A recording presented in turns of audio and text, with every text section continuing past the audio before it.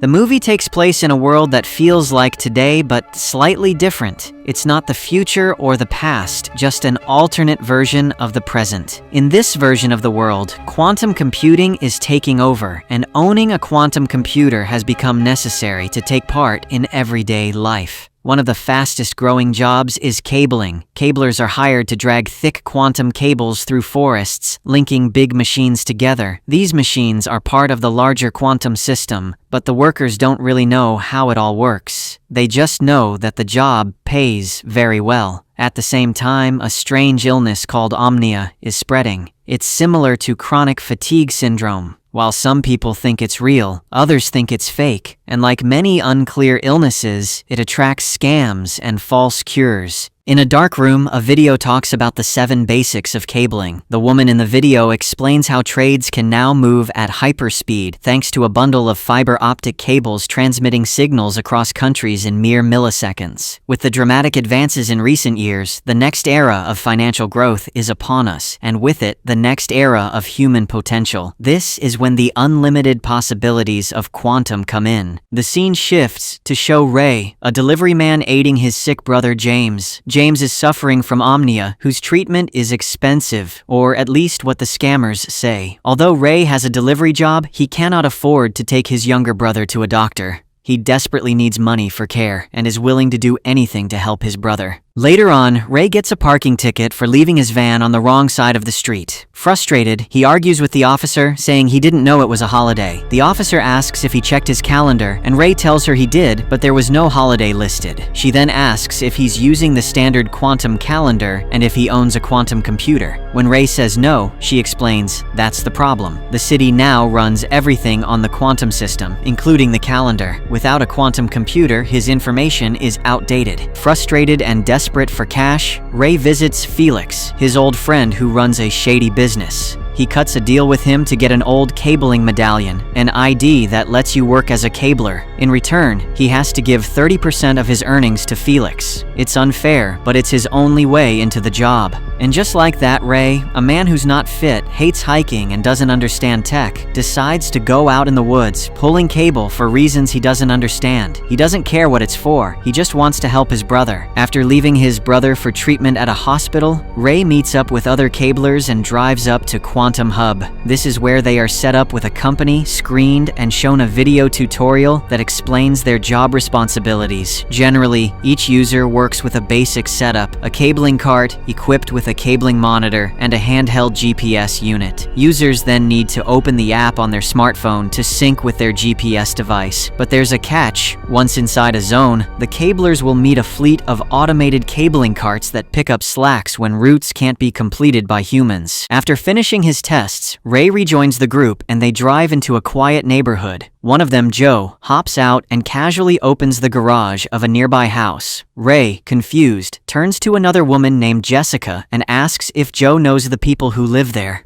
Jessica shakes her head and explains that they don't. The group stores their cabling gear in garages like this so they don't have to haul everything back to the city. Thanks to Quantum, they can connect to any home security system and unlock doors as needed, mainly just to store their stuff. Homeowners usually rent out the space through a bidding system and agree on a price. In the next scene, the group arrives at Cabler's Allegheny State Park, where they gear themselves up and get ready to start their adventure. But Ray is a technophobe who can barely hike, struggles to use the cabling app, and doesn't understand the vague rules of the cabling community. Thankfully, another guy helps him to sync his phone with the GPS device. After setting up, each cabler scans their medallion to register their entry. When Ray steps up, the scanner identifies him as Lapsus Beef Tech, a name that immediately draws attention and turns heads his way. Normally, cablers choose their own username and avatar when they register a medallion, but since Ray bought his on the black market, he didn't get that option. As a result, he's stuck with the original nickname, Lapsus Beef Tech,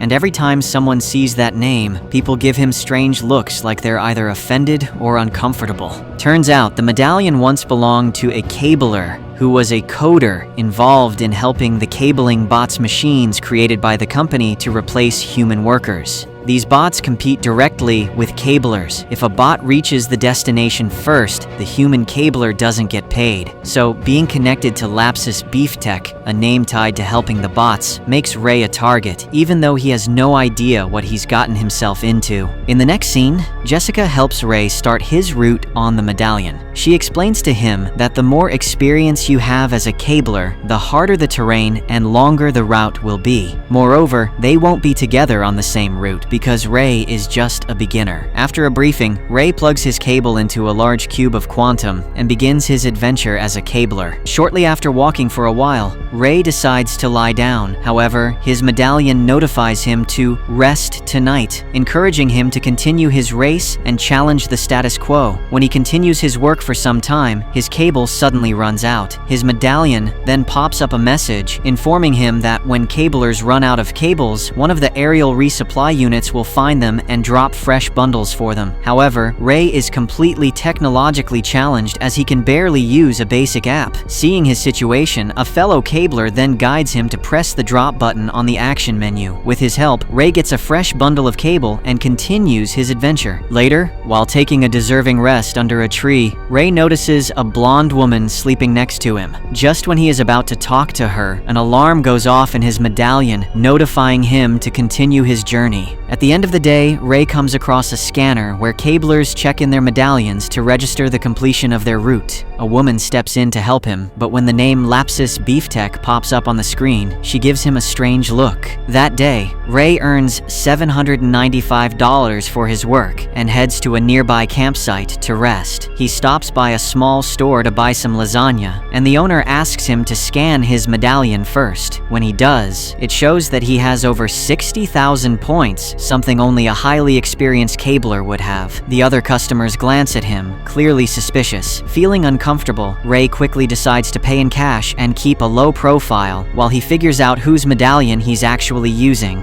Back at camp, his curiosity gets the better of him. He browses through the medallion and finds a folder labeled Lapsus Beeftech's files. Inside, he plays a video showing a man presenting a cart-like robot to his young daughter and asking her what they should name it. She replies, "That's Lapsus." At the same time, a bot creeps towards him, but for some reason, it suddenly stops moving. After watching the video, Ray calls Felix, who seems evasive and distracted. Felix says he's tied up in something and can't talk much, but Ray presses him, asking where the medallion really came from. He mentions how people keep reacting strangely whenever he says his trail name, and how odd it is that he already has so many points on his first day. Felix brushes it off, saying Ray must have had a lucky day and earned the points himself. Before Ray can ask anything more, the call suddenly drops. That night, Ray talks with other cablers and learns that one of them has been lapped by an automated cart, so his friends are helping him get some materials to set a wire trap to stop the bot and reclaim his route. Just then, a woman asks Ray his trail name so that she can add him to their network. If they are in the same zone, they can communicate with each other and end up at the same campsite. Ray hesitatingly says his username, and the reactions from others are not surprising.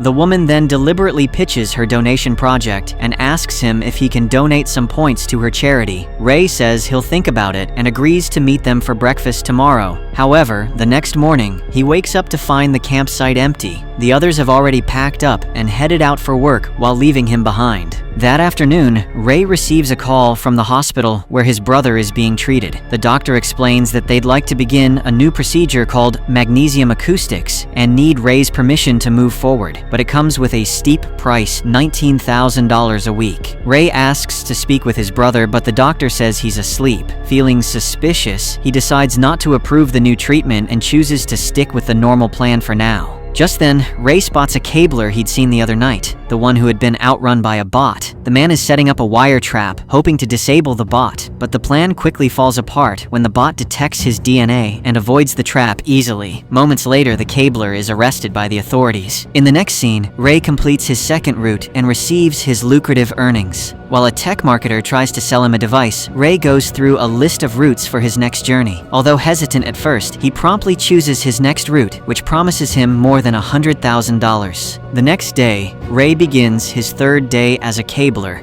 Before heading out, he leaves a voicemail for his brother, letting him know that he's gone ahead and upgraded the treatment plan. He tells him to call back once he's feeling better. As the story unfolds, we discover there's an underground movement pushing back against the powerful cabling company that controls all the work. These rebels, led by Joe, are trying to find backdoors and tricks to shut down the bots that keep stealing their routes and pay. But without inside information, their tactics have been pretty basic so far. They've tried setting traps, tripwires, and other low-tech tricks. Unfortunately, the bots have already figured out how to avoid them. What the cablers really need is something stronger and more permanent. That night, Ray joins a group of cablers around a campfire. As they chat, he casually mentions his username. This is when the mood shifts instantly. An older man stands up and angrily confronts him, though Ray has no idea what he did wrong. After everything settles, another cabler pulls Ray aside, apologizes on behalf of his friend, and quietly advises him not to share his username with strangers for his own safety. However, he doesn't explain who Lapsus Beeftech really was and leaves without giving any more details. The next day, while out on the trail, Ray's cable runs out again. Due to a weak signal, the aerial supply unit, a drone-like bot, drops a new bundle a short distance away. Before Ray can reach it, a kid appears out of nowhere and snatches it. Ray chases him, but ends up falling into a trap. Suddenly, several other kids surround him and demand his money and supplies. Just as things are about to escalate, a blonde woman arrives and threatens to report the kids to the authorities. Feeling scared, they scatter into the woods. The woman introduces herself as Anna and explains that the kids are mostly harmless as long as you scare them off with the threat of reporting. After dusting himself off, Ray introduces himself, and the two continue their route together. As they walk, Anna shares that she cables for 6 months out of the year, this being her 5th year, and spends the other 6 months doing what she enjoys, like writing.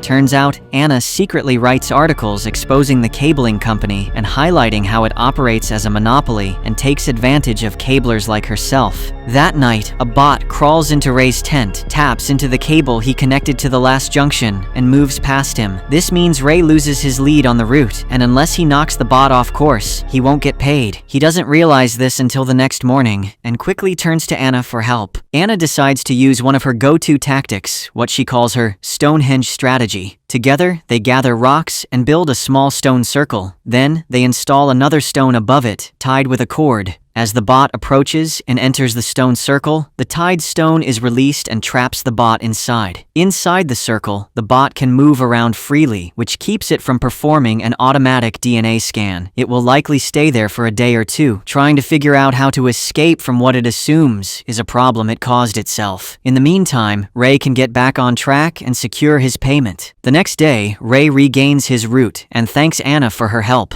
As they talk, he eventually discovers the truth about Lapsus Beeftech, the original owner of his medallion. He was a tech insider who helped the cabling company design bots that are faster and smarter than humans. He even used DNA sensing technology to outsmart cablers' traps and trigger aggressive bot responses. For this, he had collected cheek swabs from cablers that he said were for a bone marrow transplant registry. And then, he used these cheek swabs to build out the first version of the DNA database that bots still use today to catch cablers tampering with them. No wonder the name Lapsus Beeftech was so hated in the cabling world. It also explains a few other things like why Ray's account already had thousands of credit points in it, and why he was being assigned high-paying, long-distance routes that no one else could access. After just one weekend of cabling, he had suddenly been offered a route worth more than $100,000. It's a rare long-haul job, the kind usually reserved for top-level cablers. Through Anna, Ray also learns about the underground movement trying to resist the bots and take back control of their work. The next morning, as they resume their long-haul journey, Ray is suddenly upgraded to a route typically reserved for experienced cablers. Just before they part ways, Anna reveals that she knows his trail name and that he's been using the medallion that once belonged to Lapsus Beeftech, even though he lied about it earlier. She tells him she doesn't know who he really is, why he's out here, or who he might be working for, but urges him to find the code or key to stop the bots. She recalls Ray once mentioning how a bot had mysteriously stopped in front of him on one of his early routes and believes it could be a clue. Before leaving, she tells him to look for Half Moon Naturals where he might get the answer. The next day, Ray eventually finishes his route, but not without trouble. To stop a bot from reaching the destination first, he's forced to destroy it. As a result, the payment for the route is frozen until an investigation is done. This is a huge problem, especially since his brother needs thousands of dollars for his Omnia treatments by the weekend. On top of that, Felix, the man who gave Ray the medallion, still expects his 30% cut. Following a lead from Anna, Ray travels to a company called Half Moon Naturals to learn more about the original Lapsus beef tech.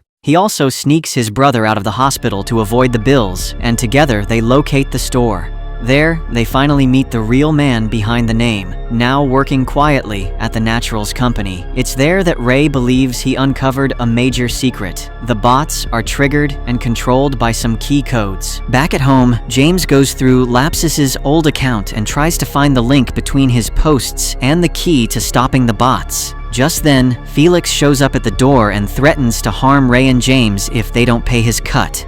Desperate for money, both Ray and James start working as cablers in the forest, where they bump into Anna. As they reunite, Ray mentions the video file he had found in Lapsus's account, which contained a clip of a young girl speaking. The trio finally realizes that the video might be the key to solving their bot problem. Anna then comes clean, and after seeing the video, she reveals that the small girl speaking in the video is actually her, meaning that she is Lapsus' daughter, and that video holds the key to shutting down the bots. Armed with this discovery, the trio reports to the cabling community led by Joe. They join forces, and together, they track down the bots one by one. Then, they play the video file and successfully shut them all down. As a result, the cabling monopoly panics. In a desperate move, the CEO confronts Lapsus and demands he help them with his coding skills again. However, this time, Lapsus willfully refuses to do so. When asked if he knows who Anna is, he lies and says he doesn't. After the cablers discover that Anna's voice can be used to shut down the bots, they finally gain the upper hand.